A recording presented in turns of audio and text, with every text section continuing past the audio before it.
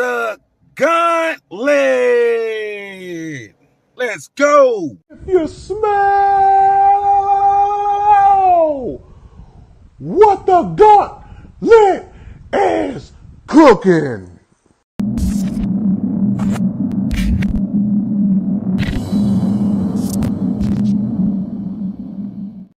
Good evening, ladies and gentlemen in the sports world. I am making my first appearance on the Gauntlet on the Sideline Sports Network. And today we just want to say that prayers, and even if you're not a religious person or prayer type of person, good thoughts and vibes goes to Demar Hamlin's family. I think anytime when you're watching the NFL or any sport really, whatever that happened on Monday night is not something that you expect to see. So we are going to dive into that later, but it just kind of sent a big shock to all the fans in the NFL, to all the sports world.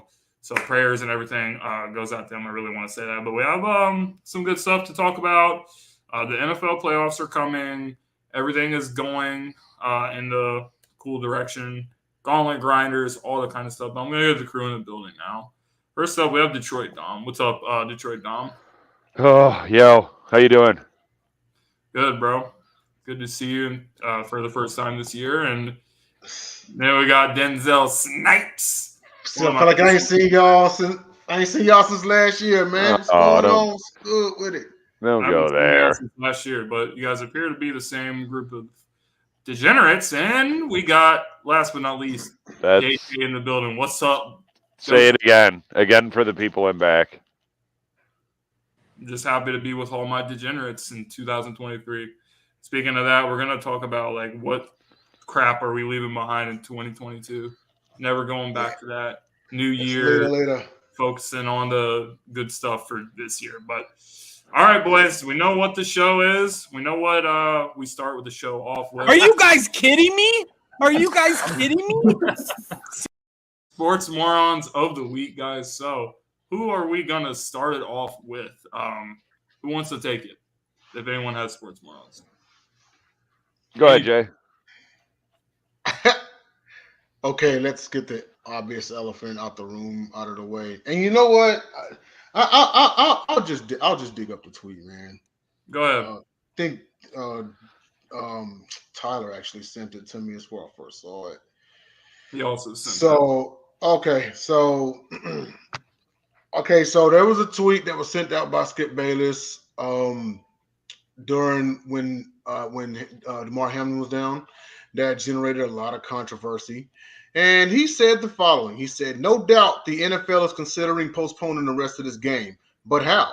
This late in the season, a game of this magnitude is crucial to the regular season outcome, which suddenly seems so irrelevant." And it's been taken. So, JT, that is what was said. That was the tweet right there. It has been taken many different ways. Skip Bayless, and I get it. You know, they say some folks were acting off of emotion and so forth because of what happened, and you know, we can be a reactionary society and all, and that's all cool and all. Okay, you know, the thing about it is it's about understanding both sides and also understanding and knowing how Skip Bayless is. He recently came on the fire for what he said when he dogged out Shannon on national TV behind Tom Brady. That wasn't even that long ago. It seemed like weeks ago, you know. It was only yeah, you know. As far as the tweet goes, I disagree because he actually came and put out more tweets basically clarifying what he was saying. He said he wasn't trying to be insensitive and whatnot, you know. And people were still going in on those that were going against them. And see, here's the thing with debating, okay? The number one thing about debating, if not the first few things, is actually understanding the other side. Outside of that, it's an argument. And in arguments, you can have combatants. You know what I mean? So the thing is you have to understand why some people will feel the way they do against Skip, especially given his history. Now, my take on it, and this is just me, people may feel different. They may concur. And especially after being a journalism major myself, I can say this much. I can understand where he could come from, but his wording sucked. his framing sucked. And as someone who's been in sports journalism for 40 plus years and has written 3 books, I felt like he should have known better. He should have either A, went and rewrote it, or B, just tweet out a quick, man, that's awful what happened. Prayers to him. The game doesn't need to go on. That was it. Just keep it simple. I feel like his wording sucked, I can understand, it's like, oh, he wasn't trying to be insensitive or anything like that.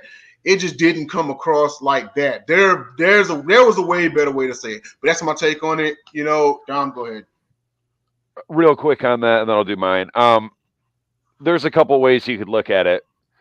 My first initial instinct is, why would you say that, Skip? Why would you say anything? But it's Skip. He's going to say something, and chances are he's going to say it without even thinking about what he just said, let alone how people are going to take it. And there are those that are, right, wrong, or indifferent. There are people looking to just dissect and attack whatever he says, because he says a lot of just dumb, insensitive, incorrect, you name it. So ultimately, at the end of the day, par for the course for Skip. But it's just one of those times, just once, he should be smart enough to just be like, I'm not going to give my opinion on this. But then again, it wouldn't be Skip. My sports moron is Roger Goodell or whoever, the powers that be that were in charge that waited for that long to cancel the game. Because and what's up, Jordan? Like a half hour before it officially got canceled, the word from the commentators was they were trying to get a hold of Goodell so he could give his official word. They should have just postponed the game right then and there. All this waiting, and then, 10 minutes and 5 minutes to warm up. It's like, come on. But I'm not surprised. It's Roger Goodell. DJ?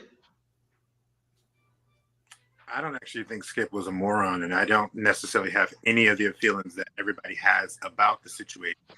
I don't think what he said was poorly worded either.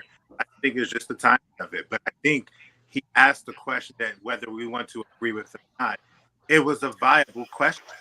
At the end of the day, that people, as bad as it may seem, the show does go on. They've already had a player die in the NFL, and they still continue. So it's not as if this is uncommon for fans to be able to understand.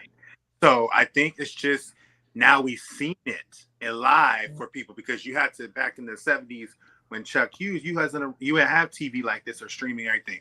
They saw it. So everybody's emotions was really charged up. He asked a logical question.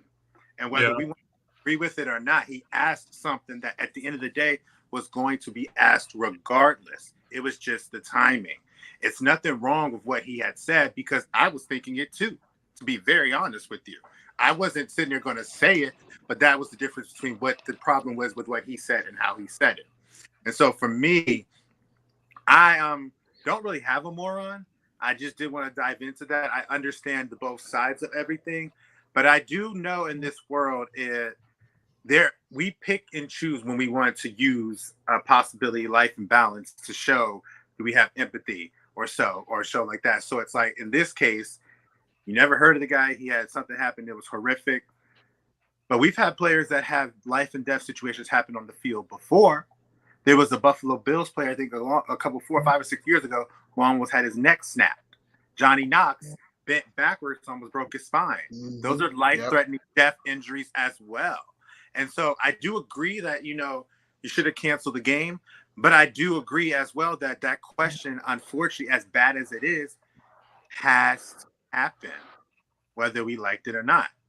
But that's just how I feel about the whole, I guess you could say I'm indifferent. So. That was one thing I did forget to add real quick, and that is Shannon Sharp himself had felt some type of way about it, so much so that he did not show up on Tuesday for Tuesday's show. And then at the beginning of Wednesday's show, he addressed why he wasn't there, and that he still felt, different about it. They got Him and Skip had a shirt spot. Yeah, and it was an immediate thing. So here's my thing to the audience. If you're going to vilify people for feeling different about it, then you would just assume vilify Shannon, because he felt the same way about it. And my one question I want to ask, well, says, I understood Shannon things that I said it's a brother and everything like that. Yes. What happened when Craig Sager died? and everybody had to still, life goes on. It's not the same situation, but the whole point is it's not about the situation, it's about the fact that it was life and death. That is where this whole thing came about. At the end of the day, I've been in this role for 33 years, and I've accepted that I'm not going to always see something I agree with. I'm not always going to see something that I think is something that needs to be said at that time. And I'm myself going to do something like that. So when the tweet happened, I just tried to sit there and be like, okay, yeah, you probably could have waited maybe like another 30 minutes to an hour after this or so before you said it. But at the same time, I understand a couple things. You're at that age, you're over 50, 60, you blunt off the tee. Dom, you and I have talked about that. The older you get, the more blunt you are, and the more he just doesn't care. No, but I don't think it's necessarily doesn't care. It's just, he's just basically saying, look, this is the reality of the world. Whether NFL's not going to stop the rest of its career because Damar Hamlin's tragedy happened, unfortunately. And it's not saying that in a negative way, but he's basically saying, look, it's going to continue. So what are we about to do? Because nowadays, now that the whole thing has been decided, what he was basically knew what was going to happen, it happened. Fans of the Chiefs and all these other people like, dang, now they got the hand of the division because of this. But where was your empathy when you was talking about Damar Hamlin like a week or like maybe 4 or 5 days ago? Now it's about your in the division of the home seed. But before it was like, I just canceled the game. It's all good. Don't even matter about it. We pick and choose when we want to be upset. Well, yeah. I'm sorry. Go ahead. I was gonna give my thoughts about the tweet. JJ, I think you're right. I think that whatever Skip said was not really necessarily wrong, but first of all, the reaction happened because of who it came from. It came from anytime Skip says something, like there's always a reaction. Like, how could Skip say this? Like, Skip Bayless is the biggest idiot. Like, that's number one. And the second part is it is about the timing.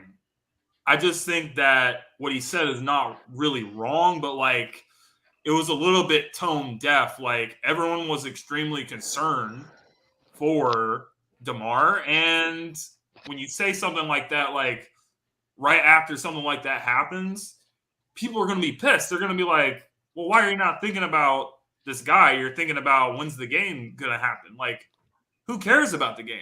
The game got canceled. We're going to get into that. Was that the right decision or not? But what's more important is this man's life was at stake. We have not seen something like this, or we've seen things like this happen. It's very rare to see a guy just like laying down there and he has to go to the hospital and he has to have tubes and stuff and he's unresponsive. It was very scary. It was terrifying to watch. So, no, I don't think it was necessarily wrong, but the timing was just completely wrong.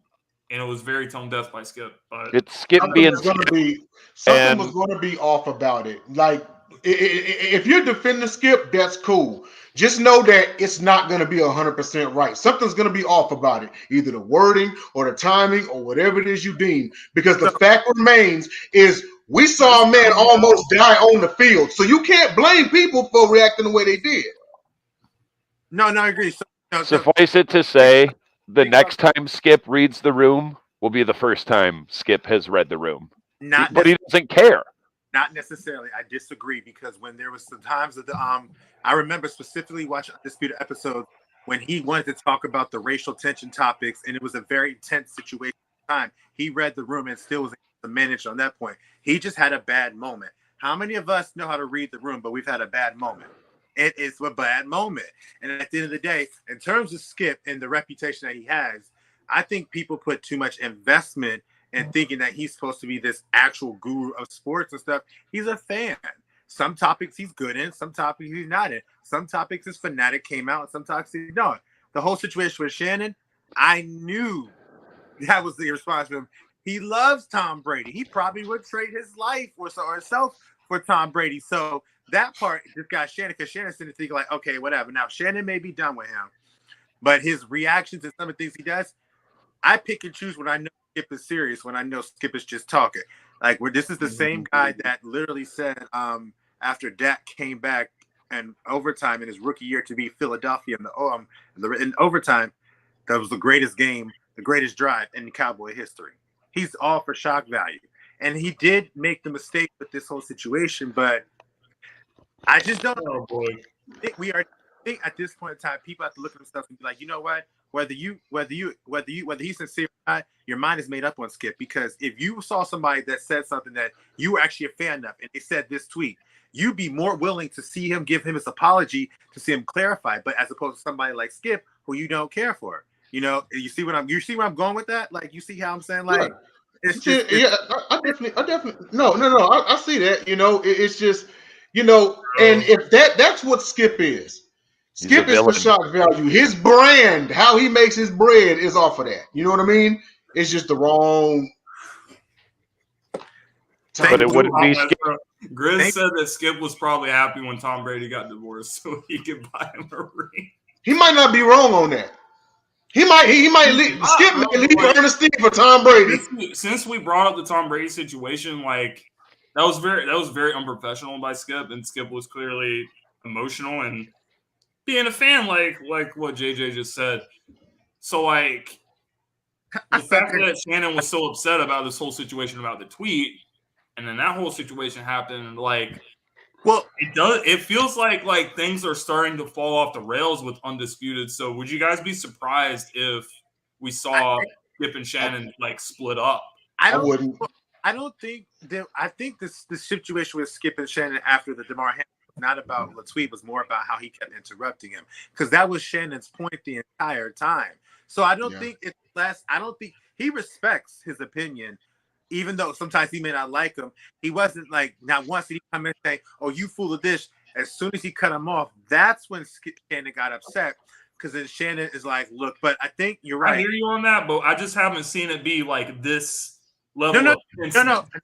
I think, but that's what this leads to my point. I think I agree that this might be the end of them, because I think it just built up.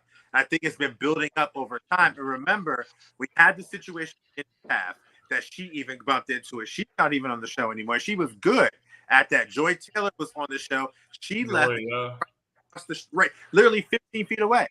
When 15 Joy is doing really well on her. I forget what the name of her show is now. Yes, but the things are, everything built up. And I think Shannon at the point, like, Shannon is very respectful, because to be honest with you, Uncle Shay Shay will whoop that butt, will whoop that behind. And I think Uncle Shay Shay's like, "Look, bro, all right, you got it." Because I've been in that same situation, and I've responded exactly the way that Shannon has. So I know that he's fed up with a lot of things that's happened.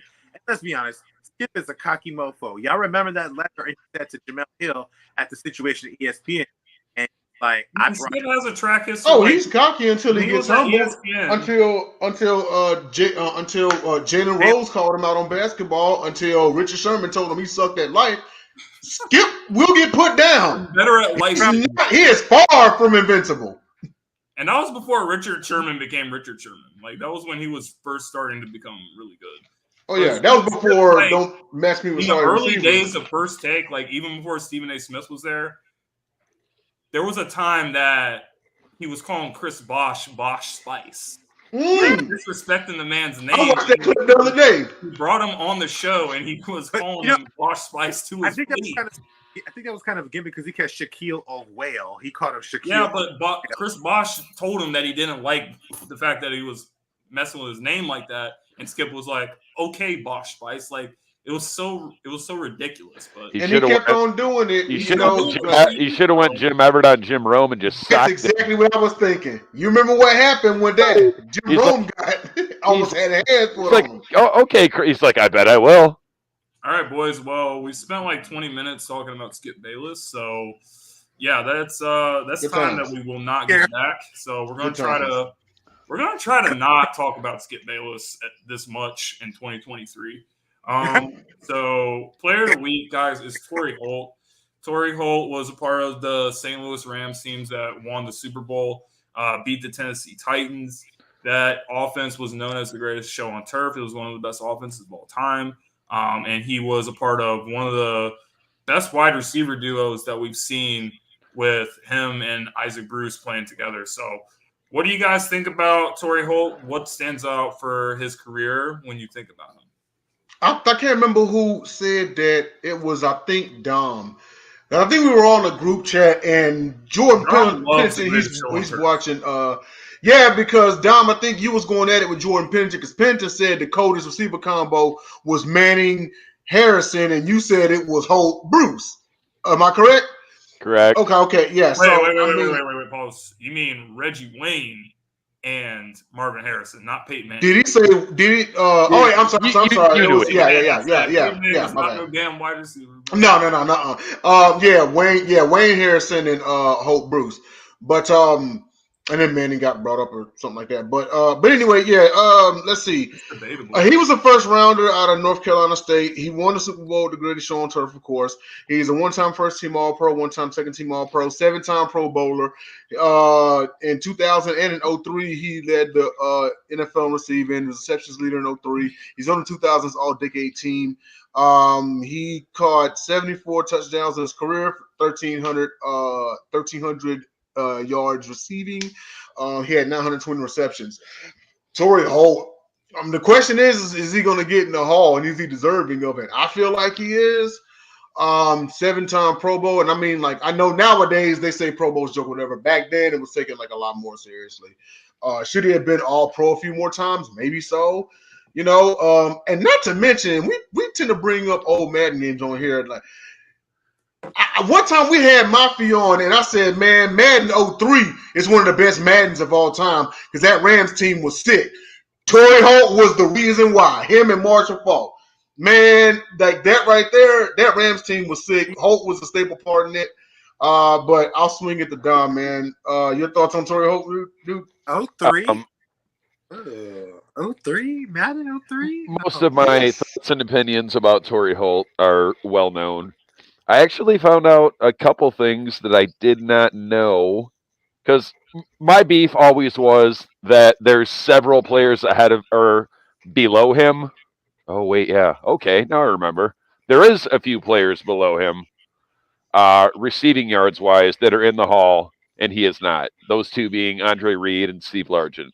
But the only one I see above him that I say he's better than is maybe James Lofton. As far as the Holt Bruce and Harrison Wayne comparison, so Isaac Bruce is number 5, Torry Holt's number 17, Harrison and Wayne are 9 and 10. I also didn't realize for some reason I thought Isaac Bruce retired several years before Torry Holt. Same year, 09. Mm-hmm. But this is his first year on the ballot, correct? I think. Holt? No, because it's 4 years after your retirement. So his first eligible year was 13 or 14.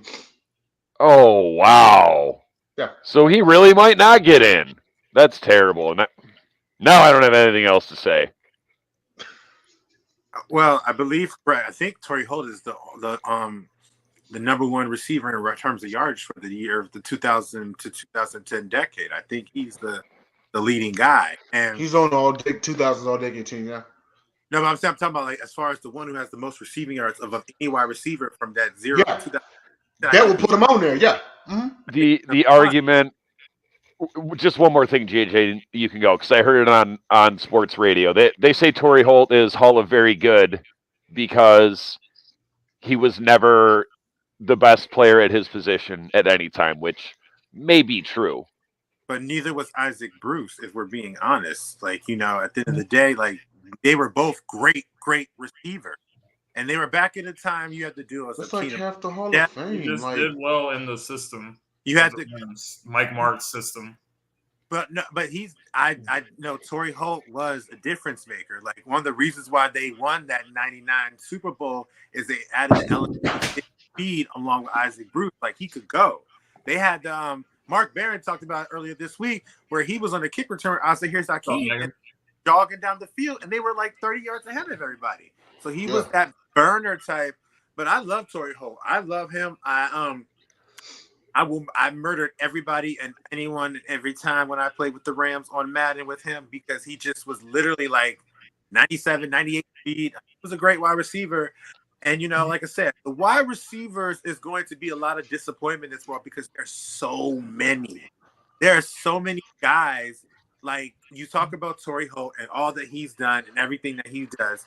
But I can tell you right now, if you ask the opinion, who is better, him or Julio Jones, people will go Julio Jones. Or if somebody says him or Antonio Brown, it's him or Antonio Brown. And so it's like there are all the wide receiver position. There are positions in the NFL Hall of Fame that are so far vast with so much talent where the expectation is so high. So you think Julio gets in the Hall of Fame? I don't know. I mean, he probably will, but I was like, these guys are going to wait. At the end of the day, guess who's one ahead of Holt in yards? I'm not sure at the Julio? Julio. It's Julio. To Torry Holt, look at Art Monk. Julio's a great player that wasted his career with Matt Ryan. Art Monk had to wait like 17, 18 years to get into the Hall of Fame. So at the end of the day, it's not uncommon. He should have. Our receivers to not be able to make it's just, and nowadays, like wide receivers are just going to get better and better and better and better because the way it's going nowadays, some of these wide receivers could pass Torry Holt's numbers in year 8 or 9 at the way we are going. The game evolves, It's just diluted at his position. It's so many guys in there. If he was the only two between him and T.O., you putting him in, him and Fitzgerald, you putting him over Fitzgerald, him or Steve Smith, you put him over. You're saying he just played in an era full of great players. No, he just played. He's in a position. He's in a position in the Hall of Fame that is so far filled with so many amazing players. It's going to take some time. It might take some time. The crazy part about Torry Holt too is he actually was a bit undersized for a wideout. He actually was a bit undersized for a wideout. He's listed at 6 feet. So real world, he was like 5'10". Right. I mean, I know people can't help their height, but you got to take that into consideration too. For who? As far as Torry Holt, like it's just like how we talk about Steve Smith. Yeah, absolutely. But Steve Smith was a dog. I mean, because I'm talking about just height wise. I know that. I mean, he was 5'8". Steve Smith is prime example number one of if you can catch, you're a wideout. Nobody would mess with Steve Smith, bro. He would really beat somebody's ass. He's the number one person that I would not want to see in a dark alley, and I've said that since the first time I saw him play. Already broke Richard Marshall's nose in practice. Yeah, off of one punch. It's dude. He's stocky too. It's very few receivers you see built like a pit bull. That's Steve Smith. So I'm gonna tell you, Steve Smith was that wideout that was built like a running back. I'm gonna tell you something. Smoked Von Miller on like a block. I'm gonna say something. That's the type of stuff you don't see receivers doing. I'm gonna tell you some true story, and I think I may have said it before, but Ray Lewis said if he had to go down the dark alley, he had to take somebody with him. He's taking Smitty with him every day of the week because he knows that they're gonna go down and they're gonna probably beat some deep. They're gonna get out because he with the grits. Oh yeah. There was a knife and Steve Smith. You can't lose. We already did Steve Smith for Player of the Week, but I just want to say. Steve Smith is at NFL Network. There was a video of him at some Thursday night game where one of the players in warmups like almost ran into him. And he like turned around like this, and he was like, "If one of these guys runs into me, they will not be playing tonight." Like this dude is he meant that too. Steve Smith is the best pound for pound, inch for inch wide receiver. I hope we can interview Steve as a guest someday. That would be awesome. But we're going to take a short break from everything, and then when we come back, Gauntlet Grinders, who was on their grind last week, and the NFL. Sports fans are gearing up and saving big at Fanatics.com, the world's largest collection of officially licensed fan gear. From all the leagues, teams, and players you love, unique one-of-a-kind designs exclusively by Fanatics, and autographed collectibles from today's biggest stars shipped directly to your home. Join Fanatics Rewards for free to earn fan cash on every purchase. Shop now and for a limited time, get 20% off all orders. Fanatics.com, officially licensed everything. Check out Fanatics for all the best gear. Fanatics, a proud partner of the Gauntlet and the Sideline Sports Network. So, Gauntlet Grinders. Jay, do you want to start us off? Yep. Let's go ahead and kick it off here. I got my two. And it's been a while since we mentioned this name, but I felt like deservedly so over the weekend. He helped his team lock up the disgustingly bad NFC South, but his performance could not go overlooked. And that is the old geriatric Tom Brady, who's currently on Medicare. So He was scary. 34. He was 34-45 for 432 yards. He averaged 9.6 yards per attempt, 3 touchdown passes, QBR of 77.3, passer rating of 127.3. I was looking at that game and I'm like, this dude legit dialed back. If only for one game, and yeah, okay, it's against Carolina, but he dialed back the clock to 07 MVP, like Tom Mike Brady. Evans Like, it went was off. crazy. And Evans went nuclear too. He had 3 of those. He had all those touchdowns. He had 207 yards receiving. Like, it was great. Great win for Tampa Bay. They're the 4th seed. They'll wait whoever is going to be the 5th seed.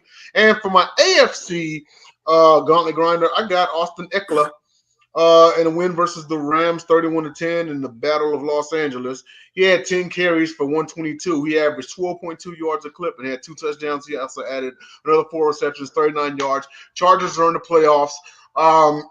Load of it does go to Justin Herbert. I knew they'd make the postseason this year. But Austin Eckler, and especially for a team where Keenan Allen was out like half the year, almost half the year, I mean, they most definitely did Keenan that Allen thing. got hurt? So. You're kidding. Something like that, Eckler is a monster, bro. Yeah, Eckler was doing his thing, most definitely. So shout out to them too. Go ahead, Dom. NFC, I have the whole Lions defense, specifically the pass rush. 7 sacks, 3 by the NFL rookie sack leader, James Houston, who has 8 sacks in 6 games. Who's the leader in rookie sacks? It's not even his teammate Aiden Hutchinson, although he has 7, I think. And then Walker and Kayvon Thibodeau has been playing very well lately. I think also has 7.5. 7 sacks. Our other rookie, Josh Pascal, from the 2nd round, also had 2 sacks. Hutchinson had an interception on a we rushed none, and it was prevent. And thank you, Justin Fields, for that gift. Fields was 7 of 21 for 75 yards and a pick. Sure, he ran for 130, but guess what? 200 total yards for a quarterback? Not cutting it. He had like 100 rushing yards in the first quarter. Yeah, I know. I was worried, especially after the week before against Carolina. But I think we're starting to realize we can't contain the running quarterbacks. We can't do it with Lamar Jackson. We can't do it with Fields. You saw what happened week 1 with Hurts. We're kind of just going to let you do what you do and hope to get a few sacks and maybe force a turnover, which we did. Fields also fumbled once. AFC, I've got nothing. Could have had Eckler, but it's against the hapless Rams. I didn't see a bunch of AFC games this week, but I pored over the box scores for like 15 minutes. And yeah, you could give it to Mahomes, but they beat Denver. So do better, AFC. You were grinding nothing. Real quick, Justin Fields very quietly, and I understand considering this past week, but he very quietly became the 3rd quarterback in NFL history to rush 4,000 yards. But that should come to the shock of no one, seeing what he's been doing this year, just as Dom said. But go ahead, JJ. Feel sorry for the dude. So my AFC grinder is Austin Eckler because with this, Ravens have had a running back like this before. He may be a little bit stronger, may have been more of a meme streak, but he's another Ray Rice for the 2022-23 type league and how he's being used. He's a good dude that can like 6 or 7 receptions, but he also can give you like 60, 65, maybe 70 yards. And he is a huge piece of that offense. He's one of the security blankets that, Justin Herbert has. And such a great performance for them. Even though it was against the Rams, it was something that was needed. And he's been kind of doing the same thing like this pretty much all season. My in the NFC grinder is none other than the cornerback up in Green Bay and how he handled one of the game's possibly most lethal wide receiver in the game. And from the soon as he did the gritty, it was on and popping. And I have he was Tyler's pick too. I'm a huge fan of defensive shutdowns in any capacity, low scoring games, whatever. What he did to Justin Jefferson was a thing of beauty. And it was no pass interference. It was no holding. He said something. He made a point, and he showed up and He showed backed it out up, bro. against this guy. And I have to give it to him for that one because that was a really, really great performance as a grinder. Jare was in the locker room saying that the week 1 game where Justin Jefferson went off, he said it was a fluke that will never happen again. And everyone was like, oh, shit. Like, Jeff Okuda did the same thing to Jefferson. He just didn't talk about it. Is this going to be on Freezing Cold Takes page? No, it wasn't, bro. 1 catch for 15 yards. So I was going to give my pick to Jare as well. He had him so heated, he made him hit the referee with his helmet. He made Jefferson hit the referee with his helmet. I was like, man, you're going through it right now. Sense, but shouldn't he be getting fined for that minimally? Oh, that shit was so funny when he did the gritty on Jefferson. That was awesome, bro. Like, was Jay your grinder? Yeah, that was pretty much my grinder. I mean, my dude Riz is over here saying Gardner Minshew. He really helped the Saints upset the Eagles. Gardner Minshew sucks. Like, I'm sorry, but I'm tired of like the hype about this guy. Oh, he should be a starter in the league. You know, if you put him in the Eagles offense will be exactly the same. We're obviously seeing that the Eagles offense is not the same without Jalen Hurts, which Jalen Hurts is expected to start on Sunday, which thank God, because we need him and we need him to get off rust before the playoffs. It ended up being the opposite of things because people was like, the team is not the same without Jalen Hurts. How can you're an idiot to say you're right, people though. People were like, man, you know, if Gardner Minshew goes out there and does good, himself a lot of money. Like I think his game against the Cowboys, he would have at least got like a salary raise as a backup on another team. He's a good backup. That dude lost so much freaking money. Minshew out there is the reason why Hurts should be, because they was like, oh, just like you said, oh, it's plug and play with that system. You can put Minshew in there and he'll succeed. Well, Minshew went 0-2. They was like, if Minshew do good, then Hurts don't deserve MVP. Man, he proved why Hurts do deserve MVP. Who's the two teams the Eagles faced? They zoomed in on Jalen Hurts' face, and he looked so disgusted, bro. It was the funniest thing that I've ever seen. Because he knew that he would be out there cooking this team. But anyway, I don't have time to be like complaining about the Eagles. I'll be doing it the whole show.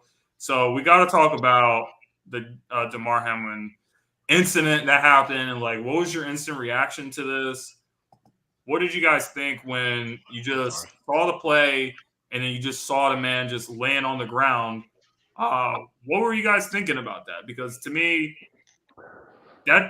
I didn't even really have a reaction. Like I was just kind of like froze up by it. I was like, because it's just not something that you ever expect to see in a game. And that's why we as fans, we need to appreciate these guys more for what they do, because stuff like this can happen. Like these guys are not safe from anything. But a lot of people in the world don't talk about players like they're, human beings. They talk about them like they're just there for entertainment. So when that happened, bro, like that was just so. I was just hoping that this guy was okay. I was just like, I mean, I don't know what his family was thinking. I don't know what like all the players, all the people were thinking at the time. Even the Bengals players, even like. There was Bengals and Bills fans outside the hospital that were gathered around praying for Damar, and I thought it was great. But this is just something that you don't ever expect to see happen. So he has been trending better. They said that they took the breathing tube, I think last night or today. So he's actually been talking to his family and stuff. So he's doing better.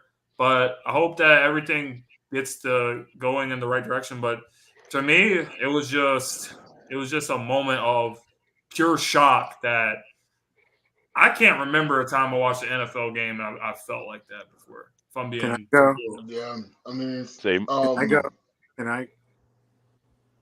Yeah, go ahead. Yes, the gentleman with his hand raised. Thank you. I got to do that with you guys because it's kind of hard to jump in. I got to let y'all. This is my attention right here. But anyway, so instant reaction. I didn't have it because I didn't even think there was no injury going on. Because if I were to talk about how did I feel, I reacted way worse to seeing Johnny Knox than I saw to this one initially, because when Johnny Knox bent backwards, he didn't bend backwards from his legs. It was right at the basically where the pelvis is. And I thought and it wasn't just bending back, if somebody stayed on top of him for a little bit of time. I cringed, and I still to this day cannot watch that again. Now, instant reaction, that was that. I knew something was up as soon as I looked at Stephon Diggs' lips when he was saying, oh my God, oh my God, oh my God. And I could feel that it was, oh my God, like he can't believe that this is something. What are we doing? He just looked like he was in so many different emotions. And so that's when I was like, okay, this is different. Like, this is not something that happened, because to be honest with you, we didn't know about it at first. A lot of people are saying, like, when they seen the hit, they thought something was wrong. I kind of don't think you did something was wrong, because if that was the case, a player who played in the game who suffered injuries like that as well, Troy Aikman, would have noticed it and be like, hold on, something's going on. They didn't even know. But I think once we started finding out, that's when it was like, okay, this is a little bit different. And I think I will say, James, I don't think this is something that people think would never happen. I think this is something that people thought they would hope never happen, because when you play this game, if we know that you could sit here, if we talk about regular hand-to-hand combat, if you hit somebody on top of their head and their cranium, they could die. You kind of know when you're playing this game and you go head-to-head contact, that's a possibility. So it's like, that's the worst case scenario that everybody's mind would hope not to happen. And thankfully he has woke up and is trended forward, because we do know this. I know for a fact, just from off the top of my head, around my 5 friends, 3 of my girlfriends went to talk to their kids about, do they really want to play football?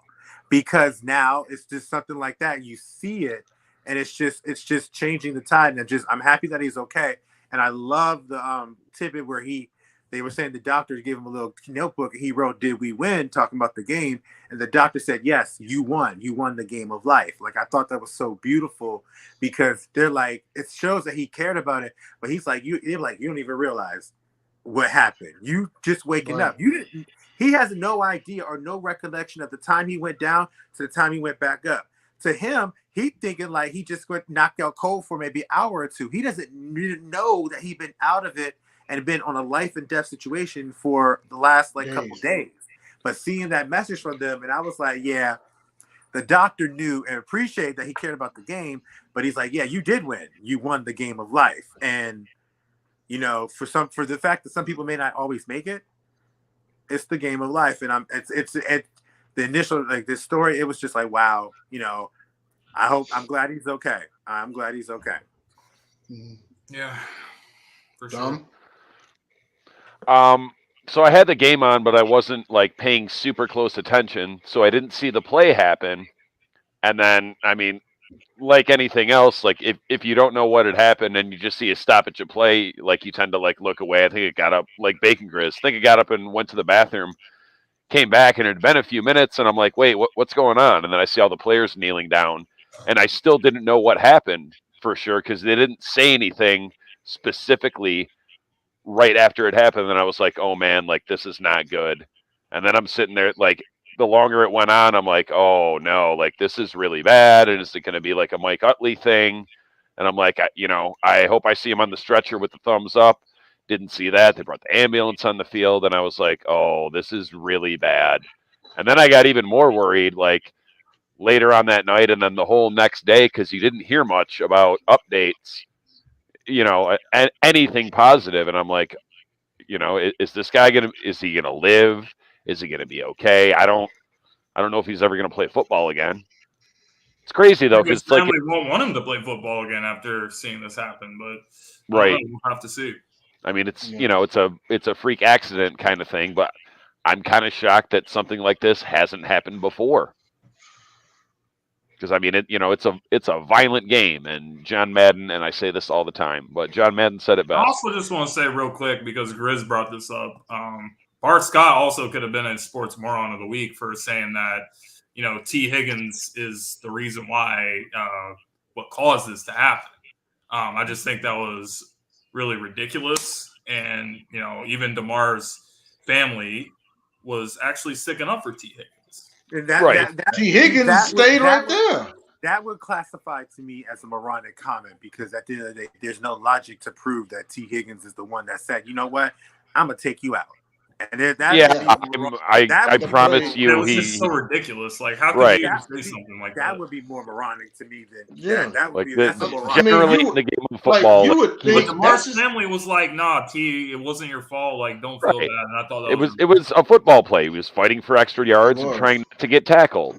Yeah, for Bart Scott to say that, for Bart Scott to say that, he clearly was not thinking, because I know if I was a malicious player and I was looking to take you out, I'm going to go for your head. You know what I mean? Yeah. Now here's the deal. A lot of go ahead, Dom. Oh no, I'm good. Go ahead. Okay. So when the play happened, it happened so fast, and considering what happened with Tua, earlier this year or whatever, of course you see him go down, you think it's a head injury.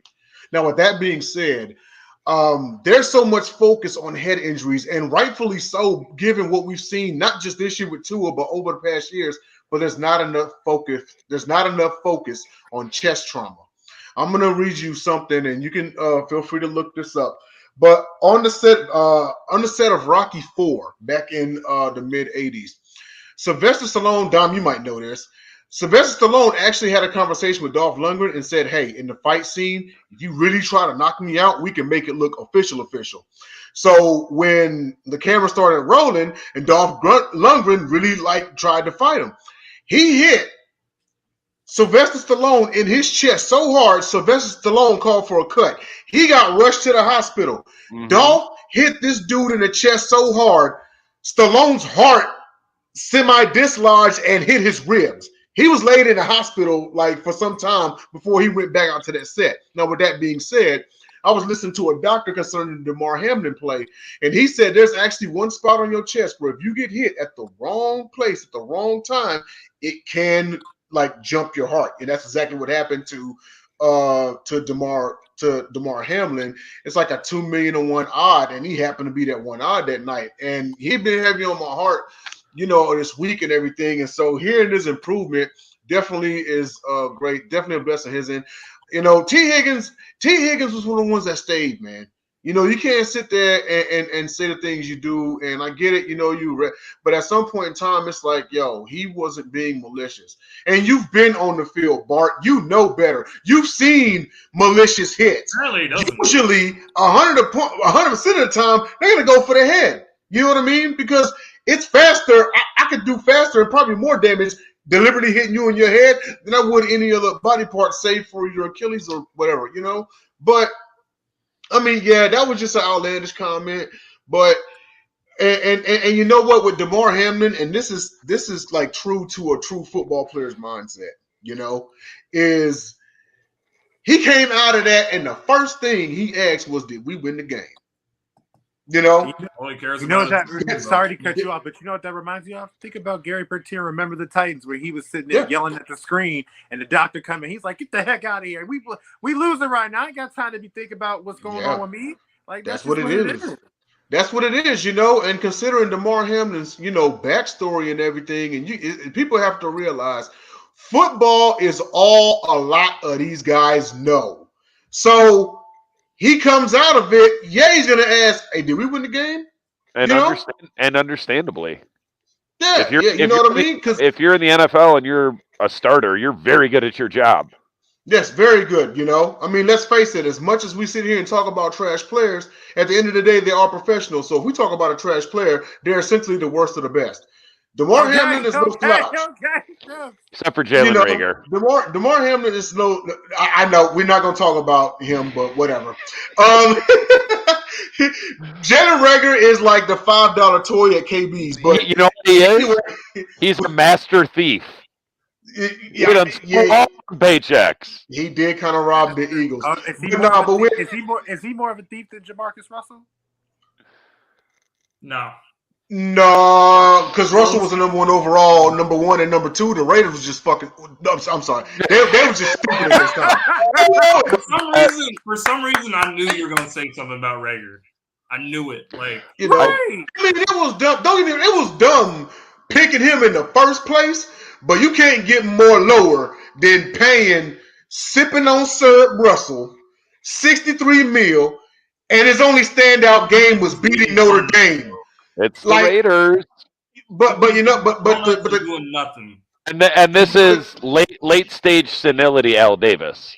Yeah, yes, it is, But to close the whole thing out on DeMar is I would not be surprised whether anyone agrees with it or not if he himself is trying to get back to the field. Because that's the true mindset of a football player. No doubt.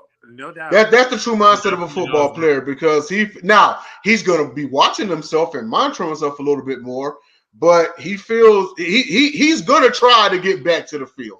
No matter who's trying to sum stuff up, he's going to try to get back to the field. That's one of the only things I haven't looked into and I don't know about. Like, is he at risk for this? Like, is he at a much greater risk for that injury? That's the question also, because I was talking to my mom about it, and I was like, you know what? He may want to do some digging in his background. I don't know on what's hereditary and such, because you got to think peak physical condition, 24 years old, and it happened to him. Now, it could be a genuine heart problem. It could just be like that unfortunate hit. He got hit at the wrong place at the wrong time, Could be a one-off incident. But, I wrap it up with this.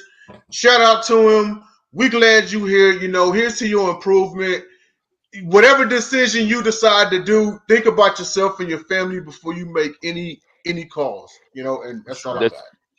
This is how the Bills win the Super Bowl. There it is. But speaking of the Bills, speaking of this, the NFL announced yesterday or last night, I think, that the game is officially canceled. There was a lot of debate about it. There's not really enough time to schedule the game with the playoffs coming up. They would have to probably postpone the playoffs if they were going to reschedule the game, which you can't do. With all due respect, that would be ridiculous. And I've just seen a lot of dumb things being said about this. There was a lot of different scenarios people were talking about. There was one scenario where someone said the AFC gets an 8 seed because the Bills and the Bengals played a less game. And it just makes no sense. You give a AFC the 8 seed and the NFC does not get an 8 seed. Oh, no, we're getting one. It belongs to us. It makes absolutely no sense. So it was just. And who's the AFC going to play? I think canceling the game was the only real decision they could make. Who's the AFC going to even play? But that means there's no first round bye.